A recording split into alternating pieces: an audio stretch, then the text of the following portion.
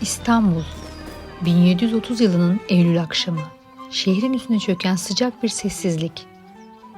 Lale bahçelerinin renkleri artık küle dönmek üzere ve boğazın sularına vuran kandil ışıkları bir devrin son nefesini taşıyor. 27 yıldır tahtta olan Sultan 3. Ahmet, Osmanlı tarihinin en zarif ama en kırılgan dönemlerinden birine hükmediyordu. Tarihe Lale Devri olarak geçen bu yıllar bir yandan sanatın, matbaanın, eğlencenin, zerafetin sembolü olmuştu. Ama diğer yandan halkın yoksulluğu, devletin çöküşü ve adaletsizliğin kökleşmesiyle kararmış bir aynaydı. Lüks içinde yüzen bir saray ve onun gölgesinde bir kuru ekmek için kavga eden bir halk. Osmanlı İmparatorluğu artık eski gücünde değildi. Avrupa bilimle, matbaa ile, sanayiyle ilerlerken Osmanlı yönetimi hala içe kapanmış, reformdan korkak bir halde yaşıyordu. Bu sessiz çöküşün ortasında sarayın gözdesi damat İbrahim Paşa büyük bir değişimin öncüsü olmaya çalıştı. Paris'ten elçiler döndü, matbaa kuruldu. Şehirde batılı kıyafetler ve yeni bahçeler görülmeye başlandı. Ama bu yenileşme hareketi toplumun alt tabakaları için bir aşağılama sembolüne dönüşmüştü. Halk artık laleleri değil, fiyatları konuşuyordu. Kağıt, mürekkep ve sanat değil, ekmek, vergi, zulüm dilleri düşmüştü. Ekonomik düzen çökmüş, yeni vergiler halkın belini bükmüş, küçük esnaf iflas etmişti. İstanbul sokaklarında homurtular artıyor. Kahvanelerde bir isyan gölgesi dolaşıyordu. 3. Ahmet'in sarayında her gece şenlik vardı. Kağıthaneden akan suyun üstüne yansıtılan renkli kandiller, saray kadınlarının lale tarlalarına serptiği altın tozları, Avrupa'dan getirilen pahalı porselenler.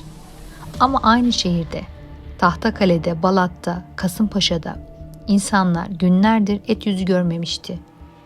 Ekmek pahalıydı, maaşlar gecikiyordu ve en kötüsü adalet artık satılıyordu. Bir yanda damat İbrahim Paşa'nın kağıthane kasırları, diğer yanda aç çocukların ekmek almak için ne yapacağını bilemeyen yoksul kadınlar. Yeniçeri Ocağı bile huzursuzdu. Artık savaş yoktu, ganimet yoktu. Ordunun disiplini bozulmuş, askerler maaşlarını aylarca alamamıştı. Esnaf, ulema, medrese öğrencileri ve yeniçeriler. Hepsi aynı soruyu fısıldıyordu. Bu kadar zenginlik kimin içindi? Halil ya da bilinen ismiyle patronu Halil, hayatını zorlaştıran şartlardan ve halkına kulaklarını kapatmış yönetimden hiç memnun değildi. Çevresi, hasbihal ettiği onca esnaf ve ahali de hoşnut değildi.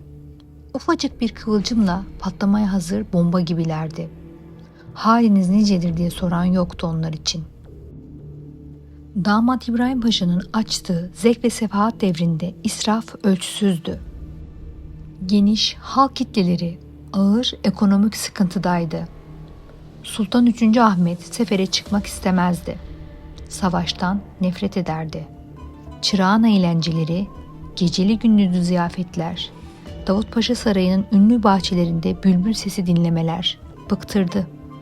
Çırağan odaları ve helva sohbetleri çeşitli dedikodulara yol açtı. Sadrazamın akrabalarını kollaması ve önemli memuriyetlere getirmesi de cabasıydı. 1730'un sonbaharında İstanbul'un göbeğinde bir hamamda küçük bir kavga çıktı. Bu kavganın taraflarından biri patronu Halil adında Arnavut kökenli bir eski Levent'ti. Bir zamanlar Osmanlı donanmasında kürek çekmiş, sonra işsiz kalmış, Kasımpaşa'da seyyar satıcılık yaparak geçirmeye çalışan bir adam.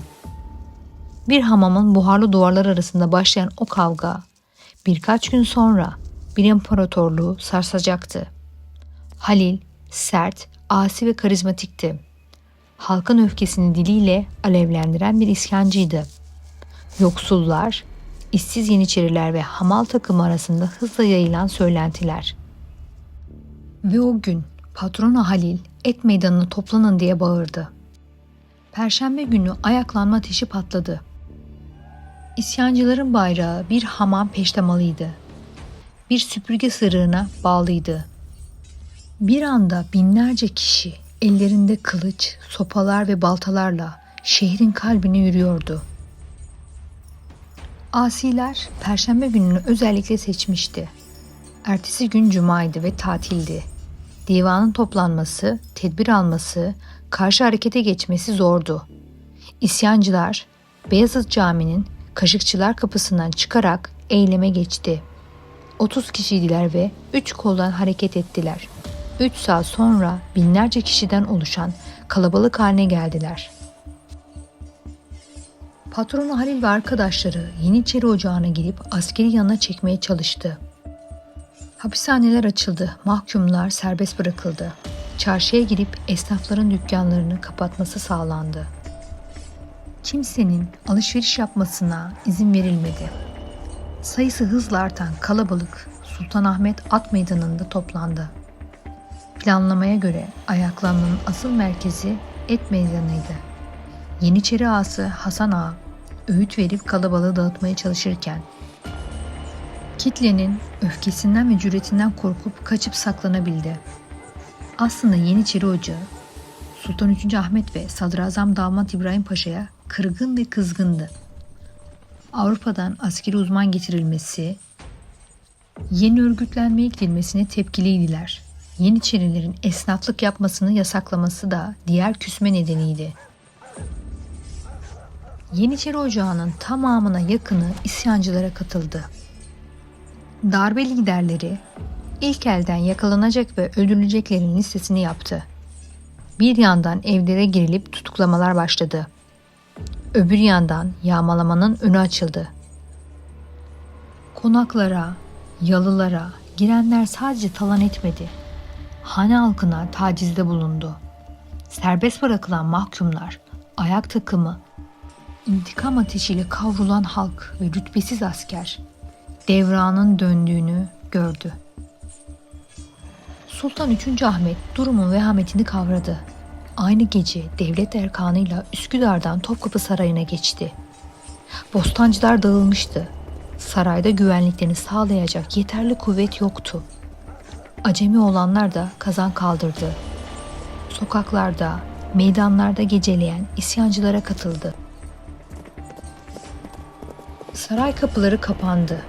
3. Ahmet Topkapı Sarayı'nın penceresinden bakarken Boğaz'ın karşısındaki semtlerde alevler yükseliyordu. Lale Devri'nin altın kandilleri şimdi İstanbul'un yanık kokusuna karışıyordu. İsyancılar Damat İbrahim Paşa'nın ölümünü istiyordu.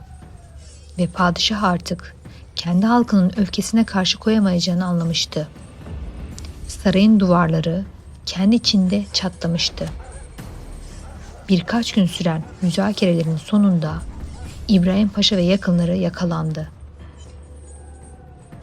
Sarayın dar avlularında ay ışığı solgundu. Bostancıbaşı sessizce Damat İbrahim Paşa'nın kapısını çaldı. İçeri girerken kimse konuşmadı. Bir süre sonra paşa beyaz kaftanıyla dışarı çıktı. Arkasından 2 damadı.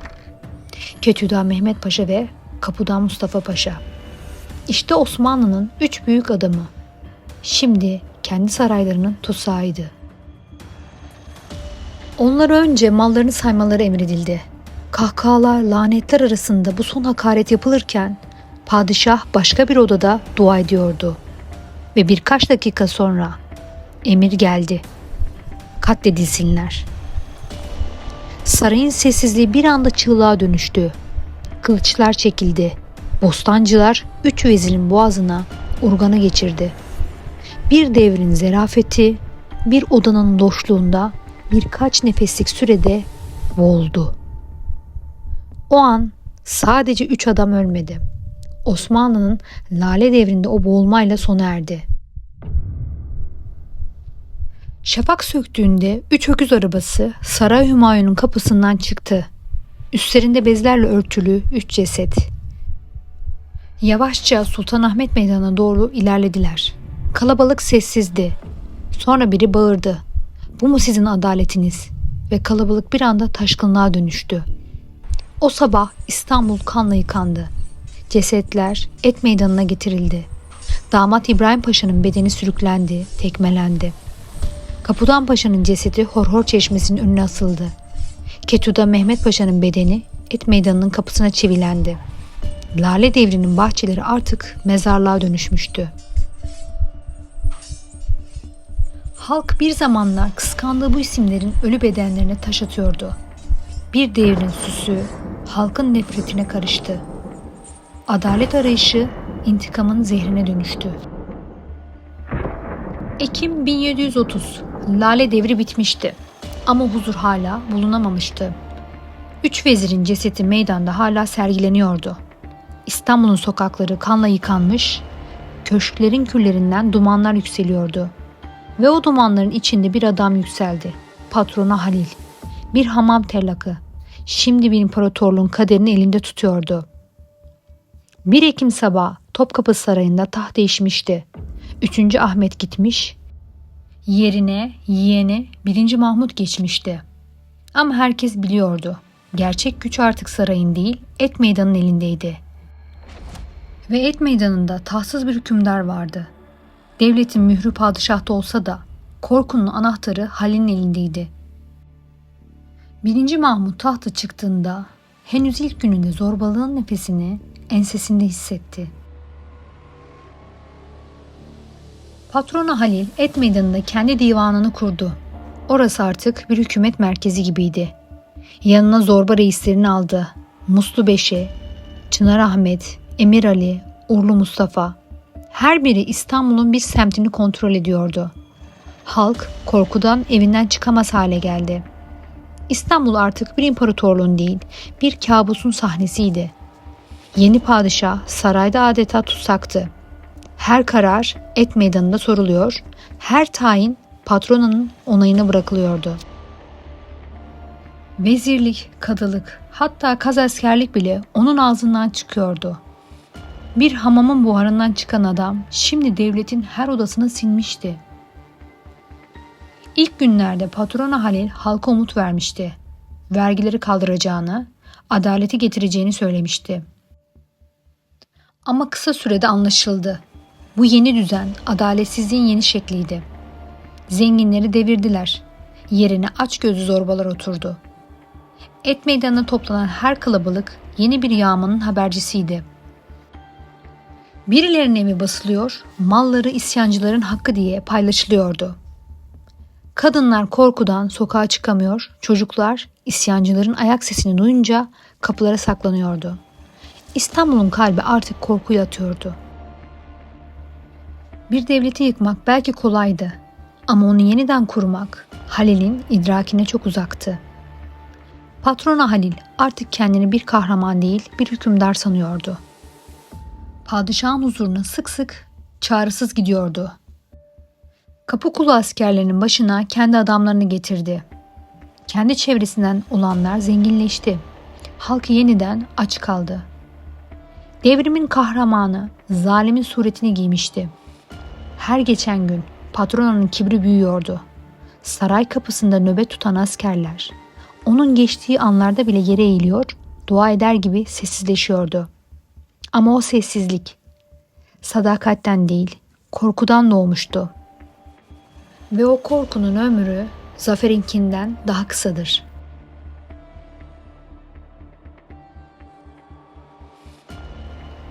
Padişah 1. Mahmut sabırla bekliyordu. O amcası 3. Ahmet'ten farklıydı. Sükuneti cesaretin maskesiydi. Korku içinden geçen haftalar boyunca en yakın dostlarını bile uzak tutmuş, tek bir planın olgunlaşmasını beklemişti. Devletin kalbi görünmez bir intikamla atıyordu.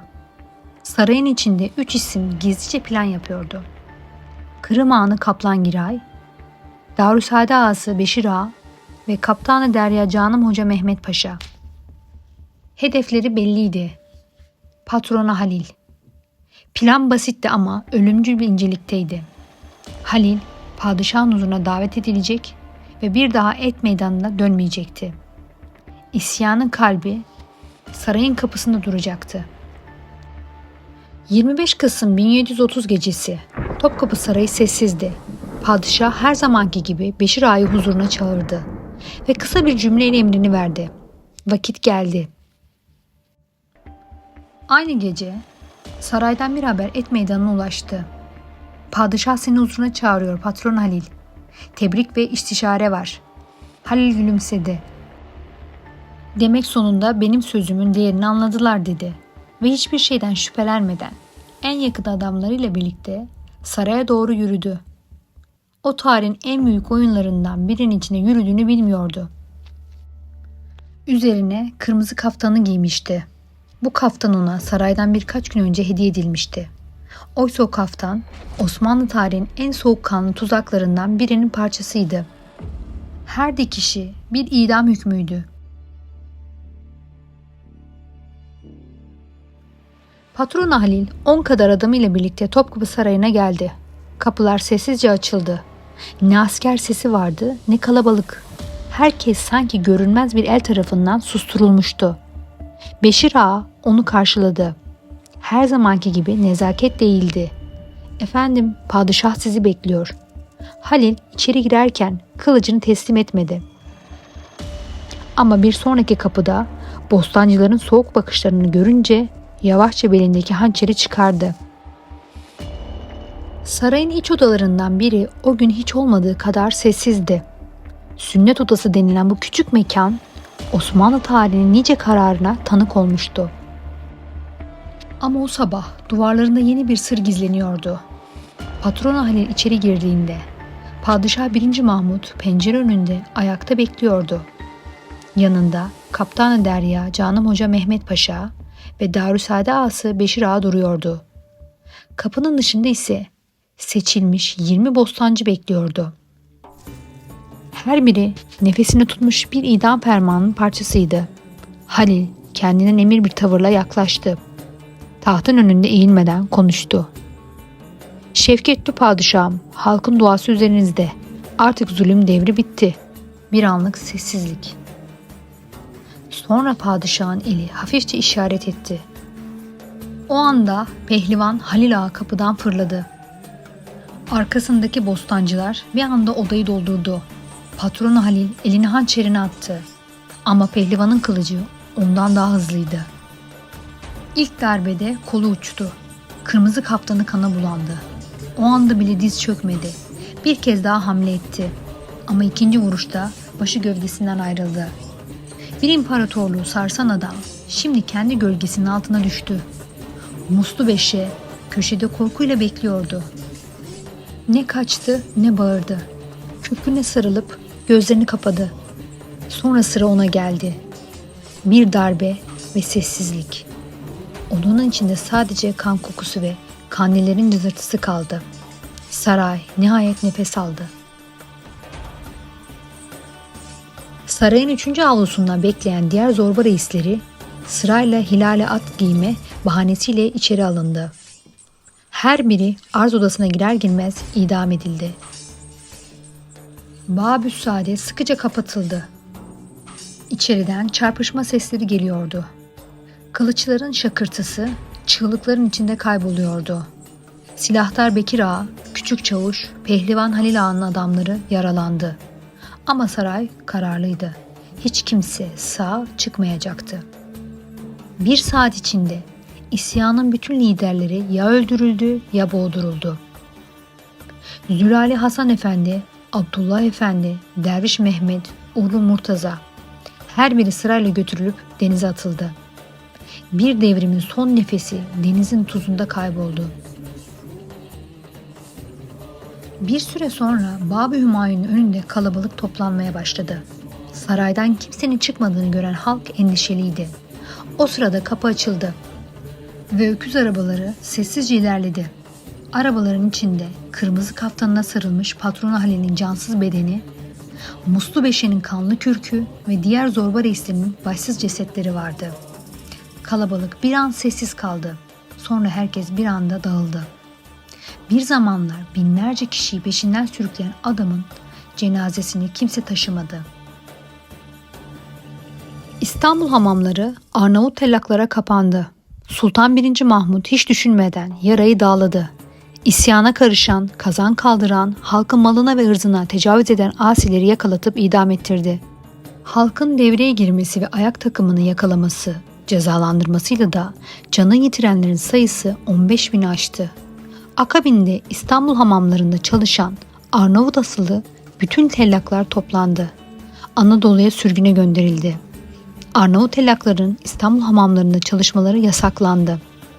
Gitmemekte direnenlerin başları vuruldu. Böylece 25 Kasım 1730 tarihinde Sultan 1. Mahmut iktidarını sağlamlaştırdı. Patrona Halil ve arkadaşlarının ayaklanmasının bütün izleri silindi. İsyan bastırıldığında geriye yıkılmış köşkler, boş bahçeler, yorgun bir padişah ve utanç dolu bir şehir kaldı. Lale Devri'nin zerafeti patrona isyanının kanına boğulmuştu. Osmanlı modernleşmesinin ilk hamlesi kendi halkının ellerinde kesilmişti. O gün İstanbul'u bir isyanı susturdu ama kendi sesini de kaybetti. Abone olmayı, yorumlarını paylaşmayı ve bu emeği desteklemeyi unutma. Çünkü her desteğin tarihin bir başka kapısını açmamı sağlıyor. Hoşça kalın.